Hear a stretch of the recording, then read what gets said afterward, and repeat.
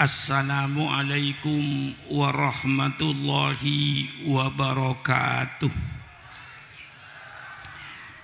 Bismillahirrahmanirrahim. Alhamdulillahi rabbil alamin.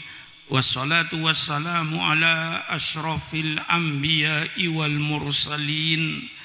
Sayyidina wa habibina wa syafi'ina wa maulana Muhammad wa ala alihi wa ashabihi ajmain. Subhanaka la ilma lana illa ma 'allamtana innaka antal alimul hakim. La haula wa la quwwata illa billahil aliyyil azim. Amma ba'du. Para alim ulama yang saya muliakan, para habaib yang saya muliakan, hadirin dan hadirat sekalian yang berbahagia, wabil khusus kepada Al-Mukarram Kyai Fadlur Rahman selaku pondok pesantren dari Nurul Abror. Terlebih dahulu saya mengucapkan terima kasih yang setinggi-tingginya. Terima kasih atas pengabdiannya kepada bangsa. Terima kasih atas khidmatnya kepada agama melalui jalur pendidikan agama yang namanya pondok pesantren. Pondok pesantren ini merupakan pendidikan nasional yang tertua di Indonesia ini. Sebelum ada TK, SMP, SMA, perguruan tinggi, bangsa Indonesia hanya mengenal pendidikan pondok pesantren. Semenjak Sunan Ampel di Surabaya, itu pertama kali berdirinya yang disebut Padepokan ialah pondok pesantrennya Sunan Ampel. Berjalan terus sampai zaman Belanda dengan segala pahit getirnya, dengan segala gelombangnya, dengan segala angin topannya, tapi tidak mampu untuk menghilangkan pendidikan nasional pondok pesantren ini. Alhamdulillah, pondok pesantren sudah melahirkan pahlawan-pahlawan bangsa yang ditulis dengan tinta emas seperti Pangeran Diponegoro. Itu adalah alumni pondok pesantren di Tegalsari. Juga termasuk Tengku Umar, Sultan Hasanuddin, dan termasuk pahlawan-pahlawan nasional kita Hadrat Kyai Hasyim Asy'ari dan ulama-ulama lainnya yang menjadi pahlawan nasional. Ini adalah pendidikan pondok pesantren. Maka terima kasih sekali lagi kepada pengasuh pondok pesantren Kyai Fadlur Rahman beserta para guru-gurunya, para asatidahnya atas segala baktinya kepada bangsa dan negara untuk menciptakan putra-putra bangsa yang berilmu dan beriman dan bertakwa kepada Allah Subhanahu wa taala. Ini suatu bakti yang sangat mahal agar negara ini jangan diisi oleh perampok-perampok rakyat. Supaya negara ini betul-betul dipimpin oleh pemimpin-pemimpin yang konsentrasi untuk kepentingan dan kesejahteraan rakyatnya. Jangan sampai dipimpin negara oleh perampok-perampok rakyat sehingga rakyatnya tetap saja diantaranya yang masih sulit makan. Terima kasih sekali lagi, dan saya tidak pula lupa pula terima kasih atas segala pengorbanannya. Selalu saya menitik beratkan pengorbanan dan pengorbanan. Sebab apa? Tidak ada satu cita-cita, tidak ada satu kemauan yang akan berhasil tanpa adanya pengorbanan. Negara Kesatuan Republik Indonesia berdiri bukan hadiah dari Belanda. Negara Republik Indonesia berdiri bukan hadiah dari Jepang. Negara Kesatuan Republik Indonesia berdiri di atas aliran darah bangsa Indonesia. Negara Kesatuan Republik Indonesia berdiri di atas cucuran air mata rakyat Indonesia. Dan alhamdulillah, yang paling besar kontribusinya di dalam membangun negara Kesatuan Republik Indonesia adalah umat Islam yang tidak bisa dibantah oleh siapapun saja. Selalu saya katakan, kalau pemerintah ingin tahu sejauh mana pengorbanan umat Islam untuk NKRI, persilakan pemerintah adakan sensus kuburan. Tapi maaf para habaib, bukan kuburan umum.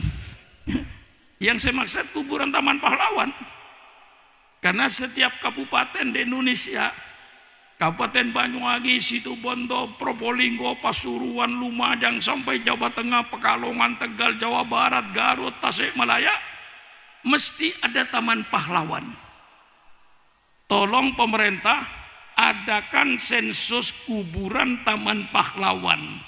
Masuklah pemerintah ke Taman Pahlawan, lalu tanya siapa nama, agama apa, nama siapa, agama apa, nama siapa, agama apa.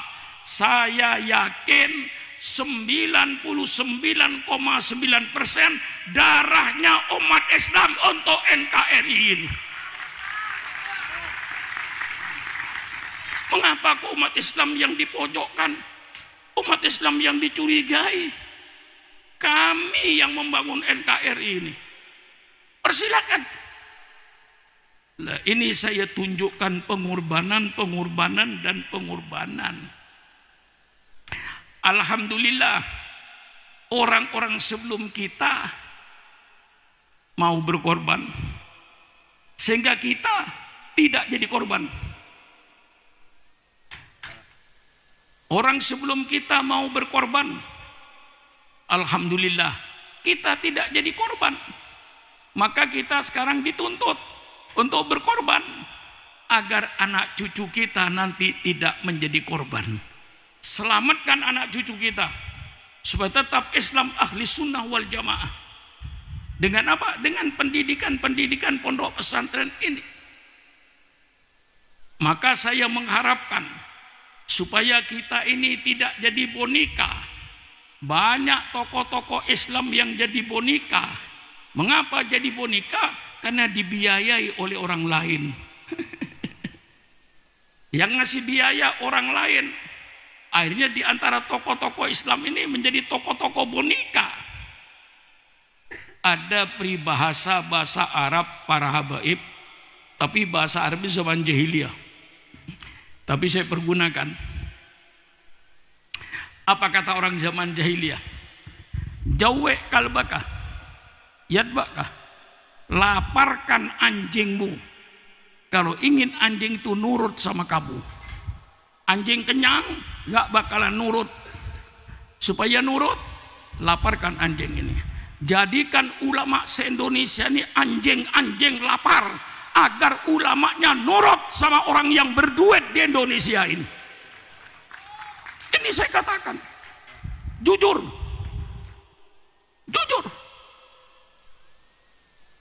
Ada di antara pemimpin Islam yang boneka. Oleh sebab itu saya ajak seluruh umat Islam, kalau Anda ngaku Islam, mulai saat ini pasang niat, saya wajib membiayai Islam. Kalau Anda tidak mau membiayai Islam, Islam akan dibiayai oleh orang lain. Tinggal pilih. Gimana? Siap membiayai Islam? Siap membiayai Islam? Sisihkan sebagian harta Anda. Masuk masjid bawa duit. Biayai masjid ini. Supaya pengurus masjidnya tidak jadi boneka. Masuk pesantren. bawa duit, bantu pesantren. Ada majelis zikir, bawa duit. Bawa majelis yasinan, bawa duit. Yasinan hidup, zikir hidup, pesantren hidup, Islam akan hidup di Indonesia kalau umat Islam mau membiayai Islam. Bagaimana? Sadar? Sadar? Mari kita sadar supaya Islam ini mandiri, kiainya mandiri, tidak ada ketergantungan kepada orang lain. Maka orang Islam wajib membiayai Islam. Surga tidak cuma-cuma.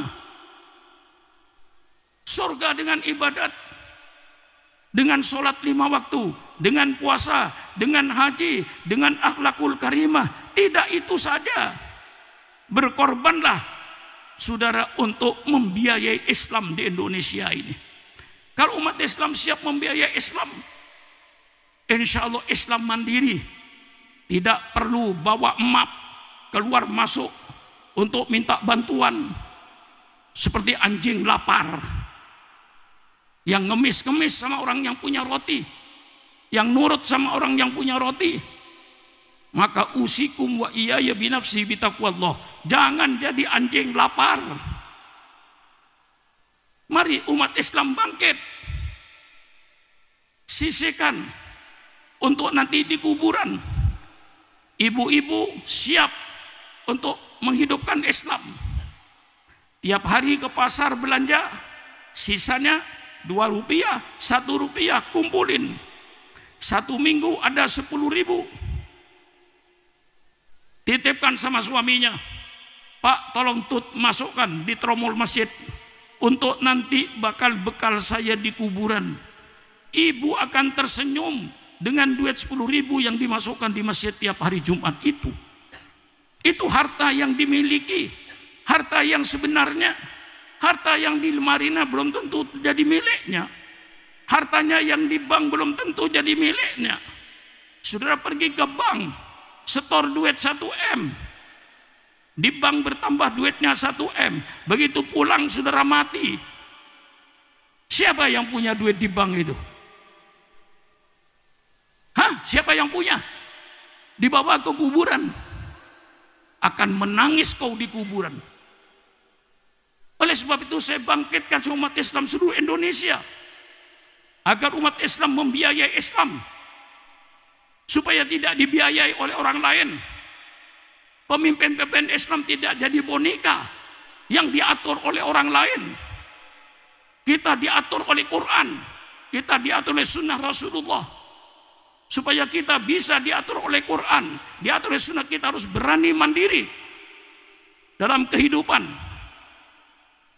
Ini saya anjurkan, pengorbanan. Hai rakyat Banyuwangi, pilih. Mau berkorban atau mau jadi korban? Ya tinggal pilih aja. Tidak mau berkorban, anak cucu kita nanti akan jadi korban. Kalau pesantren-pesantren semuanya melemah, tahlilan di kampung-kampung melemah, yasinan di kampung-kampung melemah. Dengan adanya modernisasi ini, apa yang akan terjadi nanti? Anak cucu kita akan jadi korban. Mungkin sudah meninggalkan Islam, mungkin sudah tidak beragama Islam. Maka kalau saudara surat subuh, ketika surat subuh sudah baca kunut, Allahumma hdini fiman hadait, wa afini fiman afait, wa tawallani fiman tawallit. Anda berpikir, apakah anak Anda nanti masih kunutan? Apakah anak Anda nanti masih sujud seperti Anda? Atau sudah berubah agama? Karena Anda tidak memelihara Islam. Oleh sebab itu saya anjurkan se-Indonesia, hai umat Islam, surga tidak cuma-cuma. Singkirkan sebagian harta Anda untuk membiayai Islam. Tidak usah dikumpulkan. Ya kalau dikumpulkan se-Indonesia mungkin bagus. Tidak usah, sudahlah.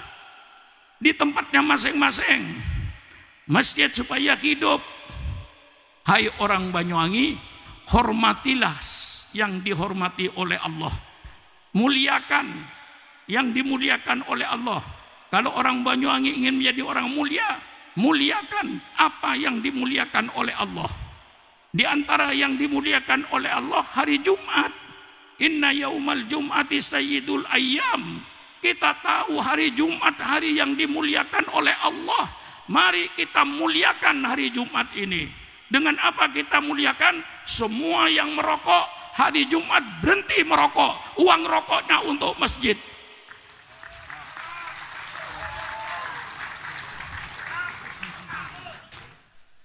Enteng kok.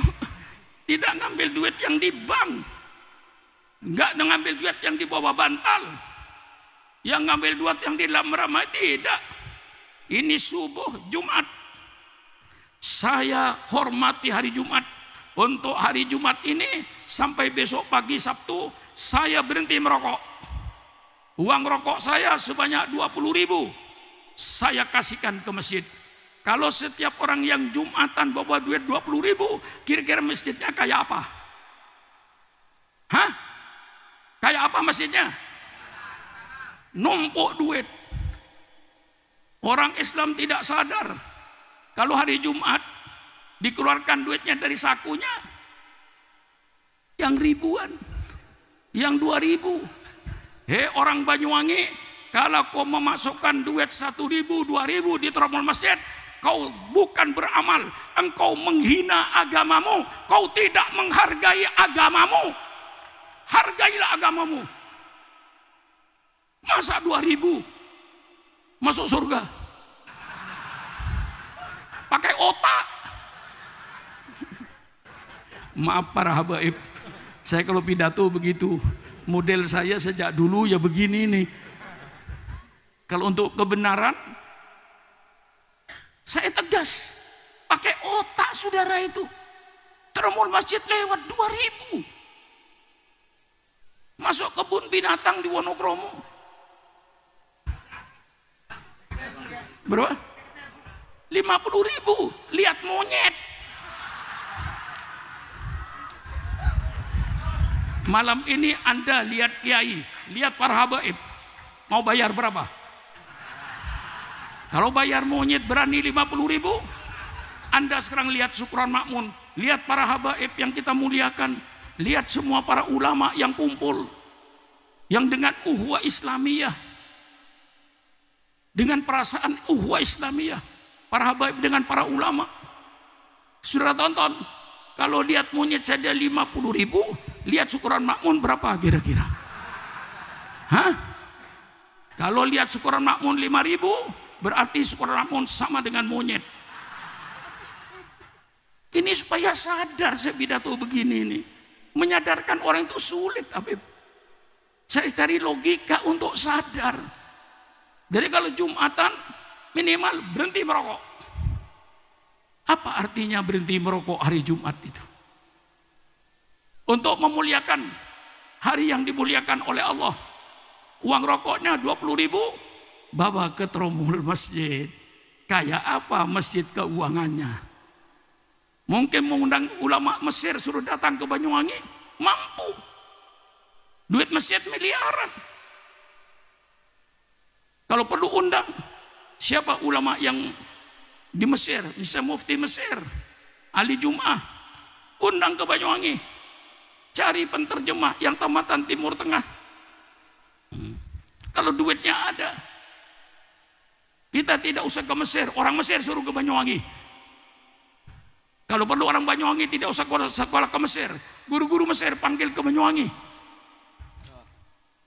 Tidak usah sekolah ke Yaman, ulama-ulama Yaman suruh datang ke sini, ngajar di masjid. Misalnya, ini contoh ekstrimnya, ya minimal. Maka mari kita berkorban. Alhamdulillah, kita malam ini diadakan peringatan Maulid Nabi besar Muhammad sallallahu alaihi wasallam. Agama Islam diturunkan kepada Nabi Muhammad tidak langsung tersebar, tidak langsung jaya. Tersebarnya Islam, besarnya Islam, jayanya Islam karena diperjuangkan oleh Rasulullah sallallahu alaihi wasallam dengan segala pengorbanannya. Saya akan menceritakan pahitnya Nabi Muhammad jadi nabi. Kalau orang Kaifatul Roman cerita manisnya menjadi nabi, malam ini saya terbalik. Saya mau cerita pahitnya Nabi Muhammad jadi nabi. Ya, para baib, ya. Mungkin yang lain bercerita nikmatnya Nabi Muhammad jadi nabi. Saya akan cerita malam ini pahitnya Nabi Muhammad jadi nabi. Bagaimana pahitnya? Berdakwah dari rumah ke rumah. Karena diancam oleh kafir Quraisy, diancam dengan pembunuhan, diancam dengan kekerasan. Berapa sahabat-sahabat yang dibunuh? Sayyidina Bilal radhiyallahu an diikat tangannya, diseret di padang pasir, perutnya dikasih batu supaya dia kembali menjadi musyrik. Tetapi Sayyidina Bilal tetap ahad, ahad, ahad, Allah yang Maha Esa. Dengan kekerasan, dengan kekejaman, dengan pembunuhan, tidak mampu mereka itu untuk memadamkan api Islam. Justru api Islam semakin membesar di kota Mekah untuk menerangi kegelapan kota Mekah. Dengan begitulah Rasulullah berdakwah. Kemudian Rasulullah diperintahkan oleh Allah untuk terang-terangan, gak usah sembunyi-sembunyi. Fasda bima tu'mar wa a'rid anil jahilin. Hai Muhammad, sekarang tidak usah kamu sembunyi-sembunyi, sampaikan Islam secara terbuka. Apa yang dialami oleh nabimu 1400 tahun yang lalu, karena dengan kekerasan, kekejaman tidak berhasil, mereka mengambil langkah embargo ekonomi. Ditulis di dinding Ka'bah itu, seluruh bangsa Arab tidak boleh mengadakan hubungan dagang dengan umat Islam, khususnya di bidang pangan, supaya Nabi Muhammad dan sahabat-sahabatnya mati kelaparan. Ini penderitaan Nabi Muhammad ketika itu. Maka kalau Irak dengan Libya pernah diembargo oleh Amerika Serikat, saya katakan, hai bangsa Irak, hai bangsa Libya, bukan engkau yang pertama kali merasakan embargo ekonomi. Nabimu 1400 tahun yang lalu sudah diembargo ekonominya supaya Nabi Muhammad dan para sahabat mati kelaparan. Subhanallah, ini nabimu 1400 tahun yang lalu. Berbeda dengan saya. Saya berdakwah kemarin malam khol Sunan Giri. Sebelum saya pidato, dikasih makanan, kue-kue, buah-buahan. Apa sulitnya? Saya datang ke Banyuwangi, belum pidato tadi, makanan apa yang tidak ada di kamar saya itu? Nabimu dulu berdakwah ke Taif, bukan dikasih pisang goreng, bukan dikasih apel, dilemparin batu oleh orang Taif. Sehingga Jibril menawarkan jasa, hai Rasulullah, angkat tanganmu, minta sama Allah, kami para malaikat siap untuk menggerakkan gunung-gunung ini, untuk menghimpit penduduk Taif ini, karena sudah keterlaluan engkau disambut dengan lemparan batu. Apa sabda Rasulullah? Ya Jibril, bukan itu yang saya minta. Allahumma hdi qaumi fa innahum la ya'lamun. Kaum yang menyakiti didoakan oleh Rasulullah untuk mendapat hidayat. Mana ada orang kayak Rasulullah itu? Kira-kira kalau Habib ada orang yang nyakiti, kira-kira di mana Habib? Kira-kira Habib?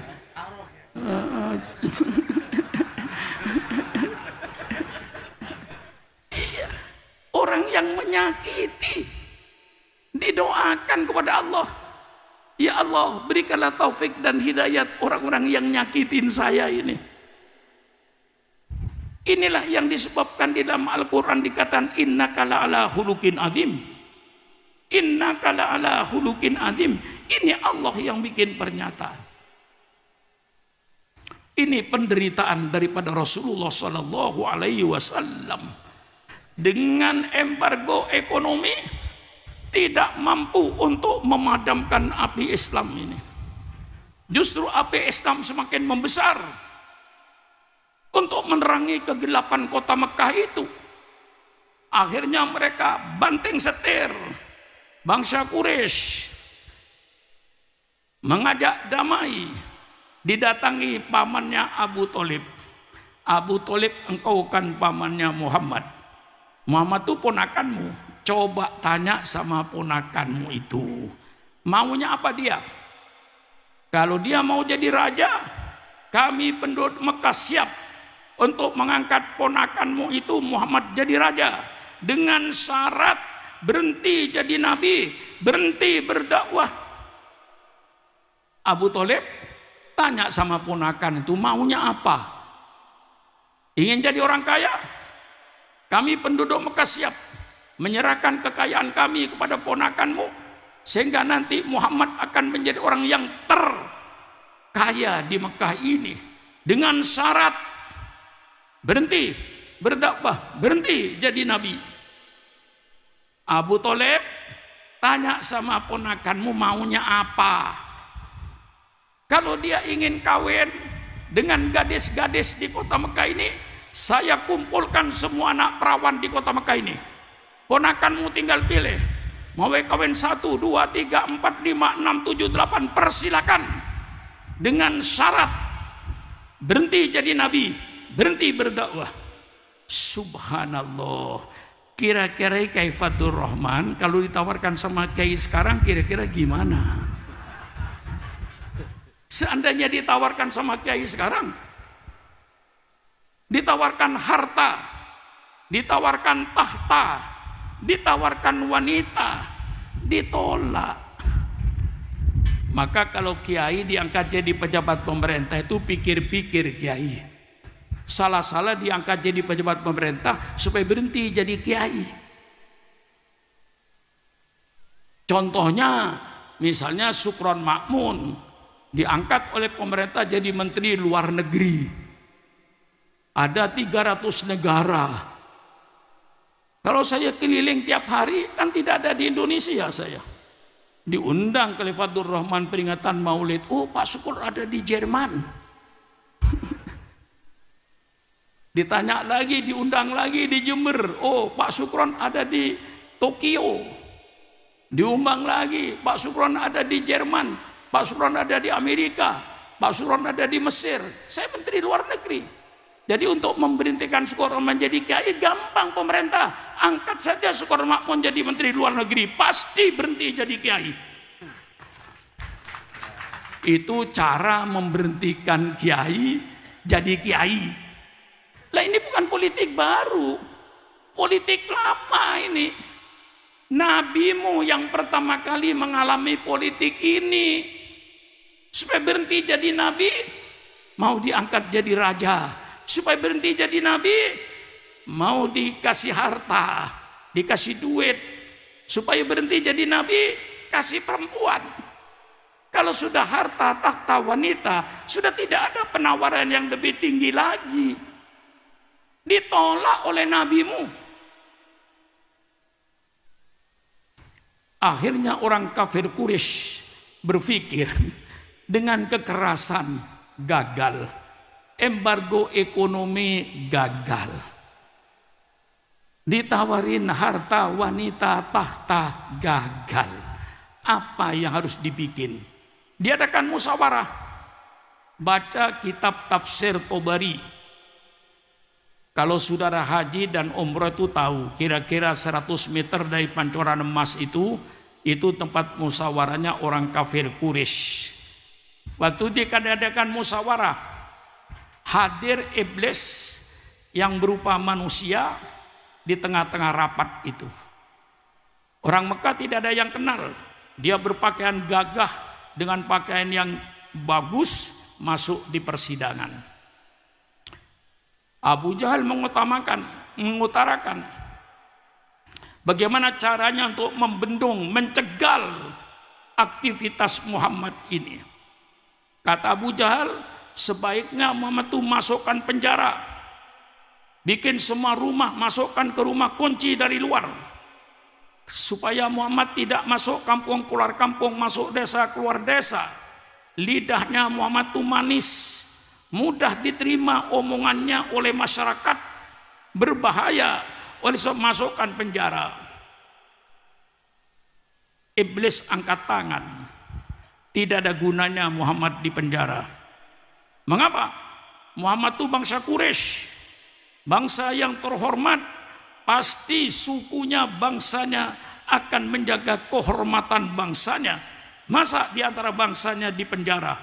Pasti dikeluarkan oleh keluarganya. Dan kalau bangsa Quraisy yang mengeluarkan, semuanya pasti tunduk. Tidak ada gunanya dimasukkan penjara. Usul lagi, kalau begitu usir saja Muhammad ke luar negeri, ke Australia. Jangan ada di Banyuwangi. Apa kata iblis? Ini usul yang sangat berbahaya, usul ini. Karena kalau Muhammad diusir ke luar negeri, nanti di luar negeri dia banyak pengikutnya, mesti negeri kami akan diserbu dari luar. Bahaya ini. Diusir ke luar negeri bahaya. Di penjara nggak ada gunanya. Akhirnya Abu Jahal memutuskan, kalau begitu sudah tidak ada jalan lain, bunuh saja Muhammad hari ini. Iblis berkata, ini pendapat yang benar. Apa? Kekerasan sudah, embargo ekonomi sudah, ditawarkan wanita, tahta, harta, ditolak. Di penjara tidak ada gunanya. Diusir keluar negeri berbahaya. Satu-satunya bunuh Muhammad. Kata iblis, ini pendapat yang benar. Malam itulah rumah Rasulullah dikepung oleh pendekar-pendekar dengan pedang terhunus. Perintahnya Abu Jahal, Muhammad keluar, potong lehernya. Jangan dikasih kesempatan Muhammad berbicara. Dikasih kesempatan berbicara, pasti dia menang. Keluar, potong lehernya. Dalam keadaan malam yang mencekam, para habaib, para ulama, saya ceritakan ini agar Anda lebih cinta lagi sama Rasulullah. Inilah pengorbanan Nabimu 1400 tahun yang lalu, hanya untuk menyelamatkan umat manusia dari api neraka. Dia yang berkorban. Nah, ini kadang-kadang jarang dibaca, Kiai. Saya baca malam ini. Nabi Muhammad berkorban untuk siapa? Untuk menyelamatkan kita semua dari api neraka. Dia yang menderita. Malam yang gelap yang mencekam, rumahnya dikelilingi dengan pedang yang terhunus. Malaikat Jibril turun. Ya Rasulullah, malam ini Allah perintahkan kau untuk meninggalkan kota Mekah. Subhanallah, subhanallah. Kota Mekah yang dia cintai, kelahiran beliau. Siapa yang tidak mencintai tumpah darahnya? Diperintahkan untuk meninggalkan kota Mekah. Dengan petunjuk Allah Subhanahu wa taala, Rasulullah mengambil pasir, dia baca ayat kursi, dia baca qul huwallahu ahad, dia baca qul falak, dia baca qul bin nas, kemudian dia baca sebagian surat Yasin, wa ja'alna min baini aidihim sadda wa min khalfihim saddam fa ausainahum fahum la yubsirun. Ditabur pasir, semuanya mereka tertidur. Rasulullah keluar dalam keadaan yang mencekam. Seandainya ada satu saja di antara sekian ratus manusia itu terbangun, pasti Rasulullah mati. Dalam keadaan yang mencekam, menakutkan, dia menuju rumahnya Sayyidina Abu Bakar Siddiq radhiyallahu anhu. Tentu Abu Bakar kaget tengah malam begini dalam keadaan gelap. Ya Abu Bakar, Allah perintahkan malam ini saya dan kau diperintahkan untuk meninggalkan kota Mekah. Subhanallah, subhanallah. Sayyidina Abu Bakar Siddiq tidak menolak. Kalau itu sudah perintah Allah, ya Rasulullah, mari. Dia tinggalkan rumahnya, dia tinggalkan hartanya, Dia tinggalkan anaknya, istrinya, keluarganya. Karena cinta sama Rasulullah Sallallahu Alaihi Wasallam. Itulah dia Abu Bakar Siddiq. Dia yang membuktikan sabda Rasulullah, la yu'minu ahadukum hatta akuna ahabba ilaihi min malihi wa waladihi wa walidihi wan nasi ajmain. Tidak sempurna iman seseorang itu sehingga aku, kata Rasulullah, lebih dicintai olehnya daripada hartanya, daripada anaknya, daripada bapaknya, dari seluruh manusia yang ada. Kecintaan kepada Rasulullah di atas segala kecintaan yang ada. Saya tidak melarang ibu. Ada ya perempuan kira-kira ada ya. Oh itu ibu-ibu ya. Saya tidak melarang ibu mencintai suaminya. Saya tidak melarang bapak mencintai istrinya. Saya tidak melarang bapak dan ibu mencintai hartanya. Saya tidak melarang bapak dan ibu mencintai anaknya. Tetapi saya mengharapkan kecintaan kepada Rasulullah di atas segala kecintaan yang ada. Kalau ingin iman yang sempurna, bu, mata nama celak, yolok tak nyampit.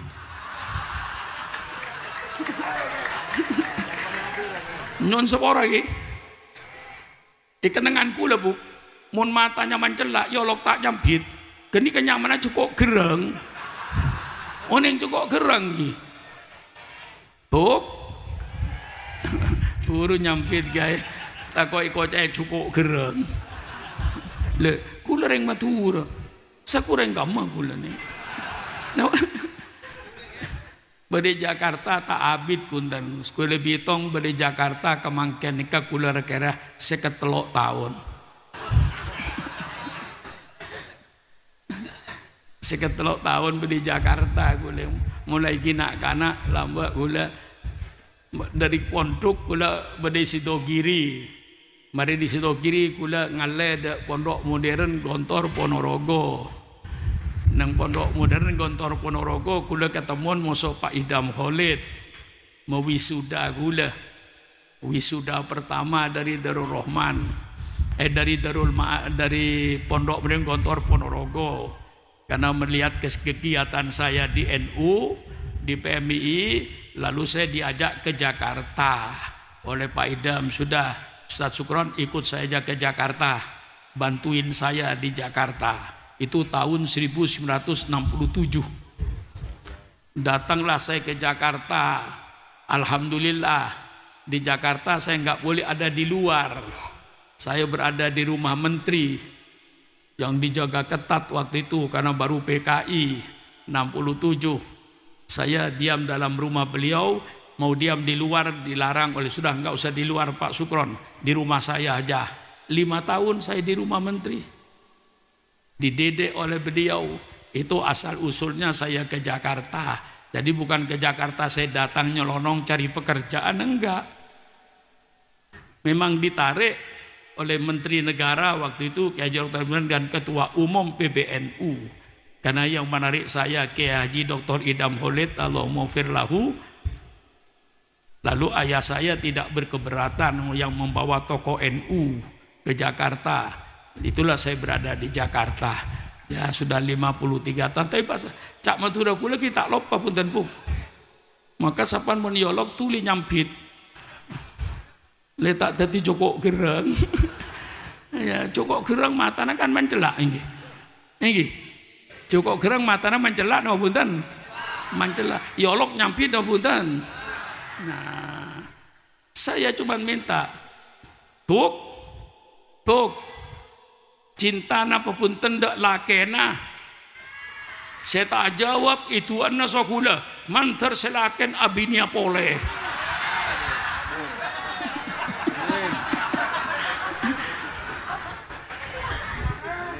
Jajal sekalian lagi, muntak nyampit, tuan ongku sokula. Ya Allah saya tak nyampit, mantar selaken abinia pole. Buk, cinta napa punten kaselake, jabi ini boleh, Ki cinta gak sah? Hei bapak-bapak, cinta nggak sama istrinya? Yang tidak menjawab berarti punya simpenan di luar rumah.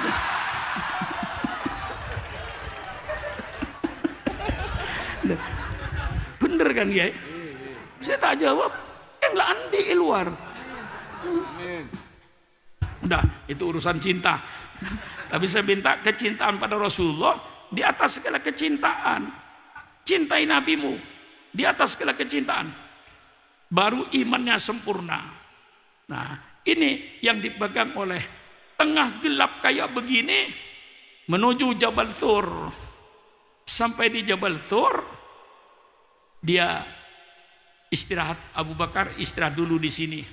Pagi Abu Jahal dan Abu Lahab datang ke rumah Rasulullah. Langsung yang ditanya kepalanya, mana kepala Muhammad? Mereka jawab, Muhammad belum keluar. Tidak mungkin, sebelum subuh sudah keluar Muhammad ke masjid.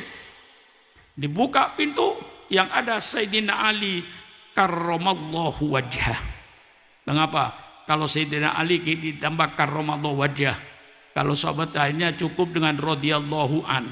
Dalam riwayat Allahu a'lam bishawab, ya namanya riwayat Allahu a'lam bishawab, Sayyidina Ali itu tidak pernah melihat auratnya sendiri, apalagi auratnya orang lain. Itu yang katakan karramallahu wajhahu, Allah muliakan mukanya Sayyidina Ali itu.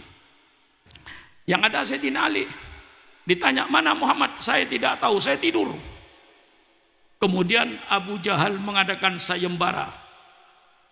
Barang siapa yang menemukan Muhammad hidup atau mati, hadiahnya 300 unta.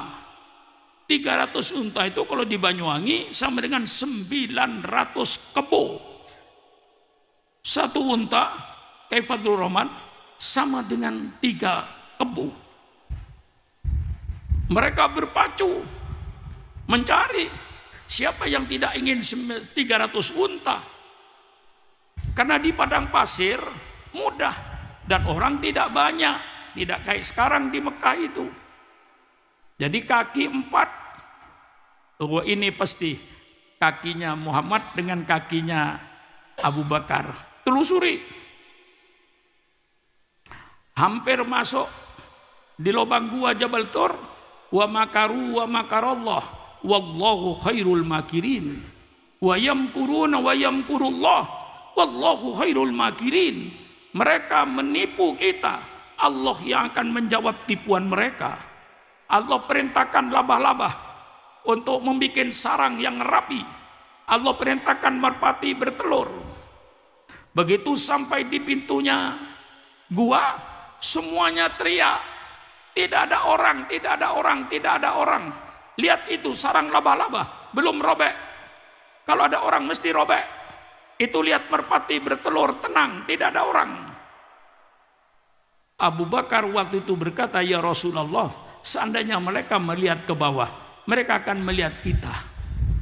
Nah, satu-satunya sahabat yang disebut di Quran itu hanya Abu Bakar. Tidak ada sahabat yang disebut di Quran itu. Satu pun tidak ada. Hanya Abu Bakar yang disebut di dalam Quran, idhuma fil ghar idh qala li sahibihi la tahzan innallaha ma'ana. Ketika mereka berdua, Rasulullah dengan Abu Bakar berada dalam gua, Rasulullah berkata, jangan khawatir kau, jangan cemas kau, Allah bersama kami. Setelah 3 hari baru Rasulullah keluar dari gua ini. Mengapa nunggu 3 hari? Karena hari pertama orang masih berlomba mencari dia. Hari kedua mungkin masih berlomba. Hari ketiga mungkin sudah mulai sebagian besar putus asa. Kemudian Rasulullah ke Madinah tidak lewat sebagaimana saudara haji dan umroh. Surah haji dan umroh lewat di jalan yang lapang. Rasulullah lewat di jalan bukit-bukit yang turun naik, turun naik, turun naik. Mengapa lewat di situ? Supaya tidak diketahui orang kafir Quraisy yang mencarinya. Ya kayak dari Asam Bagus ke sini, nggak lewat jalan yang biasa. lewat gunung-gunung itu, kebun-kebun jati itu yang tidak dilewatin orang. Lalu sudah bayangkan bagaimana Rasulullah berjalan kaki sejauh 426 kilometer, naik gunung turun gunung, naik gunung turun gunung, naik gunung turun gunung. Bukan jalan yang rata yang dilewati. Itu penderitaan nabimu. Untuk apa Nabi Muhammad menderita begitu? Untuk menyelamatkan umat manusia dari api neraka. Lalu apa balasan kita pada Rasulullah? Kalau hanya baca sholawat 33 kali, kecil. Baca sholawat 100 kali pun setiap hari, belum mengimbangi dengan penderitaan Rasulullah Sallallahu Alaihi Wasallam. Maka para kiai, usikum wa iyaya binafsi wa taqwallah. Para habaib, usikum wa iyaya binafsi bitaqwallah. Kita sekarang itu nikmat di atas penderitaan nabimu. Para habaib nikmat, Kyai Fadlur Rahman nikmat, Syukron Makmun nikmat di atas penderitaan nabimu 1400 tahun yang lalu. Nabimu menderita. Sekarang kita nikmat beragama Islam. Subhanallah, saudara nikmat sekarang ini dengan agama Islamnya di atas penderitaan nabimu. Jalan kaki 426 km, naik gunung turun gunung, bukan jalan yang lapang yang dilewati, karena dia dikejar-kejar mau dibunuh. Sampai di Madinah, alhamdulillah, disambut oleh umat Islam di Madinah dengan lagu Tola'al Badru Aila min Taniyatil Wada wajabas syukru alaina mada alillahida. Subhanallah, disambut oleh masyarakat Madinah. Disitulah Rasulullah mulai menegakkan syariat Islam. Ketika di Mekah, titik beratnya iman kepada Allah. Hukum-hukum syariat itu yang banyak turunnya di Madinah.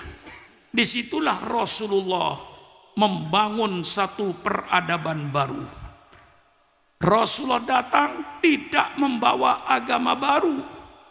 Rasulullah menyelesaikan pembangunan agama Islam.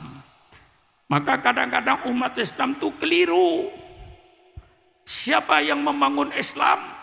Jawabannya, yang membangun Islam Nabi Muhammad SAW. Salah. Jawaban yang benar, siapa yang membangun Islam? Islam dibangun oleh 25 Rasul. Jangan menghilangkan Nabi Adam, jangan menghilangkan Nabi Nuh, jangan menghilangkan Nabi Ibrahim, jangan menghilangkan Nabi Daud, jangan menghilangkan Nabi Sulaiman. 24 Rasul itu yang membangun Islam. Bukan Nabi Muhammad saja. Ya, tapi saya, kalau tidak habis saja keliru saya. Bukan Nabi Muhammad, salah. Bukan Nabi Muhammad saja. Nah, itu betul. Jadi yang membangun Islam itu siapa? 25 Rasul. Nabi Adam mengajak umatnya beriman kepada Allah Subhanahu wa taala, pencipta alam semesta, sujud kepada Allah, bukan sujud kepada Nabi Adam. Dan Nabi Adam bersama-sama dengan umatnya sujud kepada Allah. Islam. Allah hanya menurunkan satu agama. Allah tidak menurunkan bermacam-macam agama. Allah hanya menurunkan satu agama, agama Islam. Datang Nabi Nuh tidak membawa agama baru. Nabi Nuh mengajak umatnya beriman kepada Allah Subhanahu wa taala, sujud kepada Allah, bukan sujud kepada Nabi Nuh. Dan Nabi Nuh bersama-sama dengan umatnya sujud kepada Allah, pencipta alam semesta. Islam. Datang Nabi Ibrahim tidak membawa agama baru. Nabi Ibrahim datang mengajak umatnya beriman kepada Allah, pencipta alam semesta, sujud kepada Allah, bukan sujud kepada Nabi Ibrahim. Dan Nabi Ibrahim bersama-sama dengan umatnya sujud kepada Allah. Islam. Datang Nabi Musa alaihi salam. Nabi Musa tidak membawa agama baru. Nabi Musa mengajak umatnya beriman kepada Allah, pencipta alam semesta, sujud kepada Allah, bukan sujud kepada Nabi Musa. Dan Nabi Musa bersama-sama dengan umatnya sujud kepada Allah. Islam. Datang Nabi Isa yang oleh saudara kita disebut Yesus Kristus. Di dalam Al-Quran, Nabi Isa tidak membawa agama baru. Nabi Isa mengajak umatnya beriman kepada Allah, sujud kepada Allah, bukan sujud kepada Nabi Isa. Dan Nabi Isa bersama-sama dengan umatnya sujud kepada Allah. Islam. Datang junjungan kita Nabi besar Muhammad sallallahu alaihi wasallam, tidak membawa agama baru. Nabi Muhammad datang mengajak umatnya beriman kepada Allah, sujud kepada Allah, bukan sujud kepada Nabi Muhammad. Dan Nabi Muhammad bersama-sama dengan umatnya sujud kepada Allah subhanahu wa ta'ala. Islam. Apa bedanya Pak Kiai? Tidak ada bedanya. Hanya syariat Allah diturunkan oleh Allah itu dicicil, tidak diturunkan sekaligus. Diturunkan sekaligus tidak ada yang mengerjakan. Zaman Nabi Adam tidak ada orang, dicicil oleh Allah. Zaman Nabi Adam syariat Islam sangat sederhana. Zaman Nabi Adam undang-undang nyolong tidak ada. Mengapa tidak ada undang-undang nyolong? Karena zaman Nabi Adam tidak ada orang nyolong. Mengapa tidak ada orang nyolong? Karena tidak ada orang. Bitibian Nabi Adam masabinin. Siti awak, saya rasa ngejo apa di? Saya rasa ngejo aturin. Ada saya ngejo. Jarang tak ada orang. Zaman Nabi Adam, undang-undang perkawinan tidak sesempurna kita sekarang. Siapa menjadi besan? Ustaz Habib, saya tidak bisa. Ada orang dikasih kemurahan Rasulullah oleh Allah sementara itu. Kakak kandung kawin dengan adik kandung kawin dengan kakak kandung. Mun semangken nang Banyuwangi beda kakak abinia alen polan radin kini salah rembi. Mestinya lahirnya zaman Nabi Adam, orang begitu itu. Lahir zaman Nabi Adam boleh kakak kawin dengan adik kandung kawin dengan kakak kandung. Sekarang syariat Allah sudah disempurnakan. Datang Nabi Nuh disempurnakan, datang Nabi Ibrahim disempurnakan, datang Nabi Daud disempurnakan dengan kitab Zaburnya, datang Nabi Musa disempurnakan dengan kitab Tauratnya, datang Nabi Isa disempurnakan agama Allah dengan kitab Injilnya. Semuanya Islam. Datang Nabi Muhammad sallallahu alaihi wasallam, Nabi tidak membawa agama baru. Nabi tidak membawa agama baru. Nabi menyelesaikan bangunan yang sudah dibangun sejak Nabi Adam alaihissalam. Maka Muhammadun aba ahadim min rijalikum walakin Rasulullah wa khataman nabiyyin. Nabi Muhammad datang tidak membawa agama baru. Dia sebagai penutup para nabi. Kalau istilah bangunannya Habib itu termasuk finishing. Rasul tanya finishing aja. Bangunan Islam sudah dibangun mulai Nabi Adam, Nabi Nuh, Nabi Ibrahim, Nabi Ismail, Nabi Yusuf, Nabi Yakub. Itu yang membangun semuanya. 24 Rasul membangun. Sampai yang membangun yang ke-24-nya Nabi Isa alaihissalam. Datang Nabi Muhammad yang ke-25 sempurna. Nah, ini saya meluruskan pikiran orang Islam. Yang kadang-kadang orang Islam itu siapa? Agama Islam dibangun oleh Nabi Muhammad. Keliru. Nabi Muhammad itu bukan membangun agama baru, melanjutkan. melanjutkan agama yang sudah dibangun. Nah, dengan datangnya Rasulullah, agama Islam sempurna.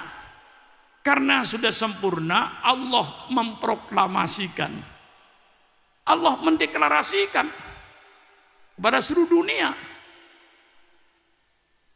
Mana Pak Sukron ayat deklarasinya bahwa Allah yang menyatakan Islam sudah selesai bangunannya? Allah berfirman, al-yauma akmaltu lakum dinakum wa atmamtu alaikum nikmati wa raditu lakumul islam madina. Hari ini sudah saya sempurnakan agamamu untukmu.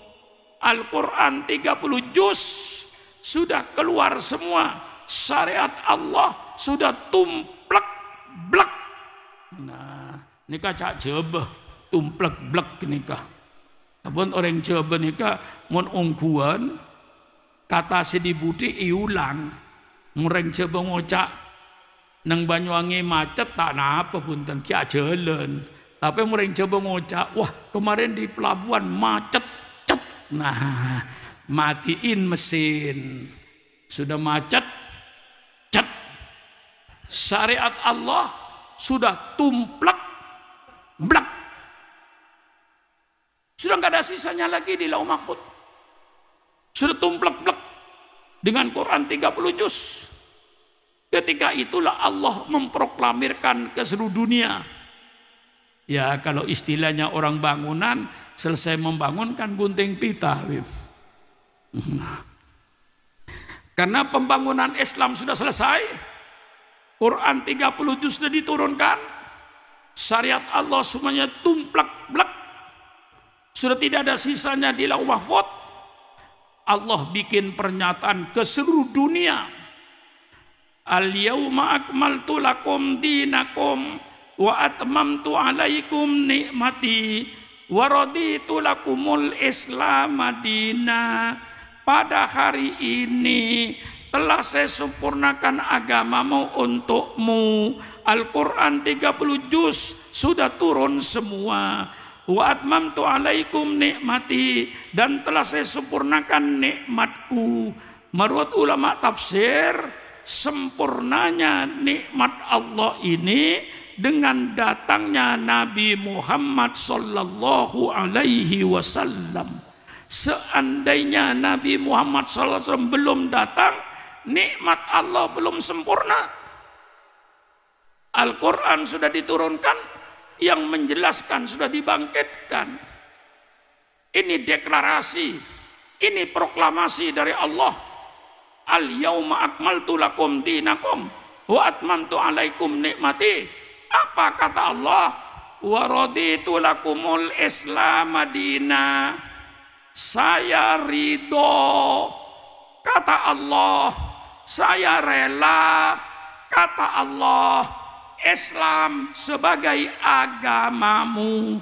Wa raditu lakumul islam madina. Kata Allah, saya ridho, saya rela Islam sebagai agamamu. Menurut Al-Quran, selain agama Islam tidak diridhoi oleh Allah. Yang diridhoi oleh Allah hanya agama, hanya agama, hanya agama. Jangan macam-macam. Semua agama sama, semua agama benar. Murtad. Kalau ada pemimpin Islam di Jakarta berkata semua agama sama, semua agama benar, itu pemimpin Islam yang kafir, pemimpin Islam murtad. Lah iya. Siapa yang ditakuti? Saya menyampaikan Quran kok. Jangan Sukran Makmun yang ditangkap, tangkap Quran itu. Selama Quran masih boleh dibaca di Indonesia, Sukran Makmun pidatonya tidak akan berubah. Inna dina indallahil Islam. Sesungguhnya agama yang diridhoi Allah hanya agama, hanya agama, hanya agama. Tegas. Wa may yabtaghi ghairal islami dinan fala yuqbala minhu wa huwa fil akhirati minal khasirin. Barang siapa yang ikut agama selain agama Islam, maka agama itu tidak bakalan diterima oleh Allah dan pemeluknya nanti rugi, masuk neraka. Silakan tangkap kalau mau nangkap. Tapi sebelum Sulaiman ditangkap, Quran tangkap dulu. Larang dulu Quran. Quran tidak boleh dibaca di Indonesia. Kalau ada undang-undangnya, Quran tidak boleh dibaca di Indonesia, baru Sulaiman Makmun tangkap. Melanggar undang-undang. Yang benar takut, yang batil berani, Kiai. Lalu kemana kita ini? Sekarang ini sudah banyak penafsiran kiai modern. Wa ma arsalnaka illa rahmatan lil alamin. Ada di Quran? Ada di Quran? Wa ma arsalnaka illa rahmatan lil alamin. Tidak saya utus engkau Muhammad kecuali jadi rahmat ke seluruh alam. Dalam tafsir-tafsir yang saya baca, rahmatan lil alamin itu artinya Nabi Muhammad tidak diutus kepada bangsa Arab saja. Nabi Muhammad diutus kepada seluruh umat manusia sedunia. Nabi Muhammad bukan nabinya orang Arab saja. Maaf para habaib. Jangan para habaib merasa Nabi Muhammad nabinya para habaib saja. Tidak. Nabi Muhammad nabinya orang Arab. Nabi Muhammad nabinya orang Cina. Nabi Muhammad nabinya orang Amerika. Nabi Muhammad nabinya orang Eropa. Nabi Muhammad nabinya orang Cina. Nabi Muhammad nabinya orang Indonesia. Nabi Muhammad nabinya orang Arab. Termasuk nabinya para habaib dan keturunannya. Betul atau tidak? Jangan disangka Nabi Muhammad hanya nabinya orang Arab saja. Jangan disangka Nabi Muhammad hanya nabinya orang Indonesia saja. Nabi Muhammad nabinya rahmatan lil alamin. Nabinya semua umat manusia. Orang Belanda yang masuk Islam, itulah orang Belanda yang mendapatkan rahmatan lil alamin. Orang Cina yang masuk Islam, itulah orang Cina yang mendapat rahmatan lil alamin. Orang Arab yang masuk Islam, itulah orang Arab yang dapat rahmatan lil alamin. Apa ada orang Arab yang tidak Islam? Oh banyak. Di Mesir yang Kristen banyak. Di Libanon separuh-separuh. Orang Arab Libanon 50% Islam, 50% Kristen. Sehingga Perdana Menterinya dengan presidennya gantian tiap 5 tahun. Kalau presidennya Muslim, Perdana Menterinya Kristen. Kalau Perdana Menteri Kristen, Muslim Perdana Menterinya gantian. Orang Arab tidak dapat rahmat walaupun orang Arab. Maka saya jelaskan rahmatan lil alamin ini artinya Nabi Muhammad tidak hanya diutus kepada bangsa Arab saja. Nabi Muhammad diutus oleh Allah kepada seluruh umat manusia. Karena ini Nabi yang terakhir dengan syariat Allah yang sempurna. Turunlah Nabi Muhammad. Adapun kiai zaman akhir yang menafsirkan kalau tanggal 25 Desember hari Natal, pemuda Islam disuruh menjaga gereja. Ansor. Banser. Ditanya, mengapa kau gak jaga gereja? Rahmatan lil alamin. Tahun baru Cina di Surabaya, mereka pemuda Islam disuruh menjaga kelenteng Cina yang di dalamnya menyembah berhala. Ditanya, mengapa? Karena Islam rahmatan lil alamin. Siapa sih gurunya yang ngaji tafsir itu? Siapa kiainya? Bukan marah, ngasih tahu. Saya luruskan supaya Banser tahu. Saya khawatir lama-lama nanti orang yang berjudi dijaga oleh Banser. Mengapa? Supaya yang main judi aman, yang main judi tenang, tidak terganggu, kami jaga. Alasannya rahmatan lil alamin. Goblok. Lah iya. Pernah di YouTube saya minum peleng Bangser di Jakarta. Ada yang pernah lihat? Karena saya tahu Banser didirikan sekitar tahun 62. Ketika banyak pembunuhan, kiai-kiai dibunuh dengan pembunuh, tentu pembunuh bayaran, termasuk di Banyuwangi, di Jawa Tengah. Nah, ketika kiai banyak dibunuh tengah malam, didirikanlah Banser. Waktu itu Banser untuk jaga kiai. Rumahnya kiai diganti malam ini 5 orang, besok malam giliran 5 orang. Lalu saya katakan, kiaimu tidak dijaga, gereja dijaga. Tempeleng tar. Melihat, Banser, marah kamu ketika itu? Hah? Marah karena Banser di Jakarta saya tempeleng?